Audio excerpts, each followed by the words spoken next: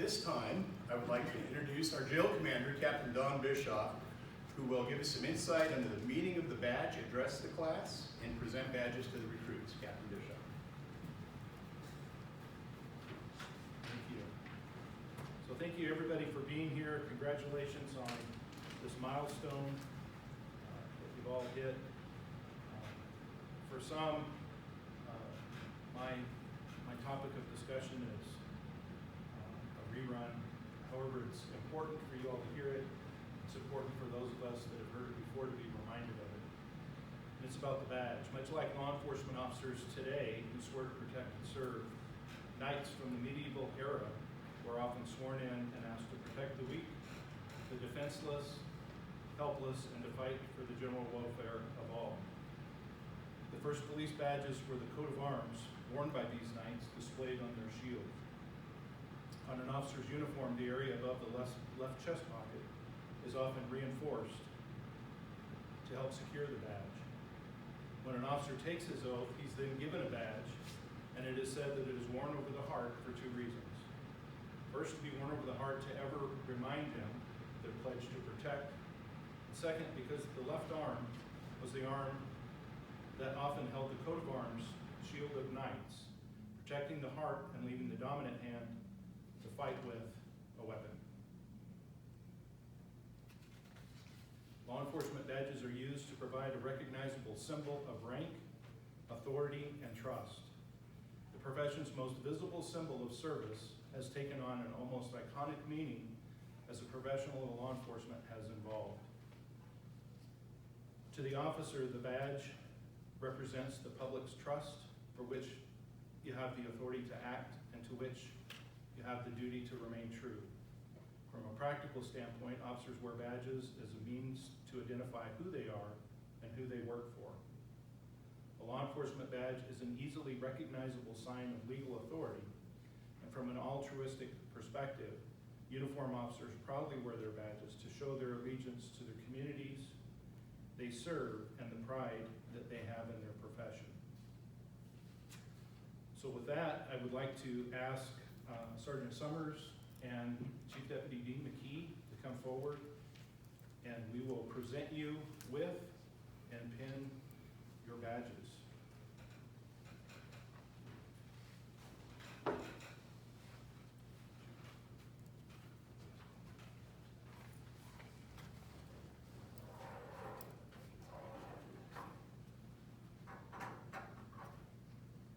So Tim Montgomery, if you'll stand and step forward.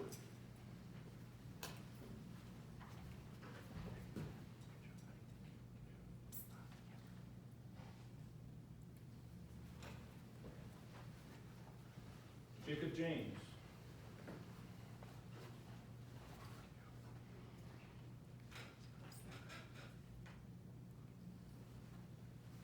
Brandon Kilpatrick.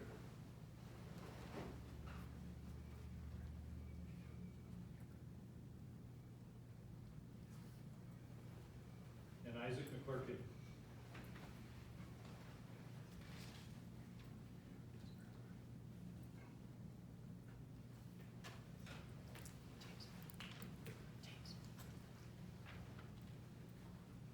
So now what I'd like to do is ask the Honorable Lee Jantzen to come forward. He has some comments that he would like to share with you before he administers your oath of office. Thank you. First of all, I'd just like to address any of the family members that aren't here. We look forward to when we get to do this again in front of family members. I've been doing this for a while now, and it's always fun to do this, but it is more fun when your family can be here, and hopefully we're not always going to be like this. I had a hard time forgetting about today because I do crossword puzzles every morning, and if anybody gets minor, if you're doing a crossword puzzle, there's one of the across clues this morning is the president has to take this, and the answer was oath. So the reality is every president has to take an oath. I have to take an oath to become a judge. I do it every time that it comes up. Every time you get reelected, you have to do it. I do it in between when the other judges get the oath because I like doing it. It reminds you what your duties are. Your oath is very similar to ours. I was trying to remember today how many times I've taken an oath all the way back, maybe in school to student council or something, but the one that stands out to me is I I probably have never talked about this, but I took the oath to become a citizen. I was a naturalized American. My mom got divorced in England, married an Oklahoman, Okie as we call him, and he was in the Air Force, and he brought us to America. So when I was 15 years old, I got to take an oath to become a citizen of the United States. So that was an important oath. And I think oaths are important. They go back, way back, just as long as the badges, if not longer. All countries use oaths to remind you of why you're doing your job, remind you of the obligation that you have. And I will tell you, defendants in our criminal courts will sometimes say we're violating our oath. Or somebody in a civil case will say, did he even take the oath? Is he even following the oath? It's that important. It's that important to remember why you do it and why you do it and why you're here. You guys are here doing a job. You guys came in my courtroom yesterday, and it just reminds me of all the hard work that you guys have to do to get here and all the hard work that's ahead of you. We take it for granted, or maybe I do, as I sit in the ivory tower of a courthouse doing my job, all the hard work that goes on in this building that I can't even imagine. And I see it every once in a while. I'll get a glimmer of it through a mental health case or a letter from an inmate or something, but I don't see it on a day-to-day basis like you're going to see it. So we, I think, and your family probably would agree with this, very proud of your making this commitment, taking this extra effort to do this job, and hopefully you enjoy it, and you find a way to make it work, and you're helping people in there, and you grow in the job as well. So as we do this oath, I just hope you think about that, the long history of oaths, the importance of them, and the significance of what you're doing here as individuals. When I come over, I'm going to ask you to state your name, but I'd like to start in the back row and go back, but have you state your name individually, and not so that you all say it at one time, right? So so go ahead and rise for the oath. You can tell I'm from Texas, I throw a y'all in there every once in a while. All right. So I'm going to say, I state your name, raise your right hand, please. And then each of you say your name individually. I state your name. Tim Montgomery. Brandon Kilpatrick. Jacob James. Izac McClurkin. Do solemnly swear That that I will support the Constitution of the United States I will support the Constitution of the United States and the Constitution and laws and the Constitution and laws of the state of Arizona, of the state of Arizona. that I will bear true faith and allegiance to the same That I will bear true faith and allegiance to the same, and defend them against all and defend them against all enemies, foreign and domestic, enemies, foreign and domestic, and that I will faithfully and impartially and that I will faithfully and impartially discharge the duties of detention officer discharge the duties of detention officer according to the best of my ability, according to the best of my ability. so help me God. So help me God. Congratulations.